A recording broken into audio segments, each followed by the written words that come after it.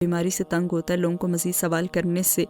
اسے اذیت تو نہیں دینی چاہیے، لیکن لوگ دے رہے تھے۔ وہ آج بڑی چادر میں خود کو لپیٹ کر آئی تھی اور معلوم نہیں اندر کیا بدل رہا تھا، مگر اب اس کا دل کرتا تھا کہ وہ سب سے چھپ سی جائے، اور یہ اس کی پہلی کوشش تھی، مگر دوستوں کے کامنٹ سن کر اس کی برداشت ختم ہو رہی تھی۔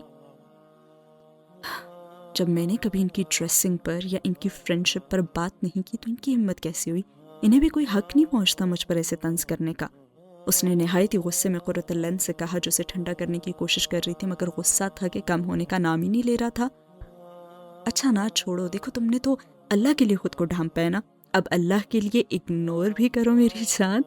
اس نے فاطمہ کے نرم گلابی ہاتھوں کو اپنے ہاتھوں میں لے کر نرمی سے دباتے ہوئے کہا، میرا تو دل کر رہا ہے کہ ابھی جا کر نا ان کا منہ توڑ دوں، سمجھتی کیا ہے یہ اپنے آپ کو؟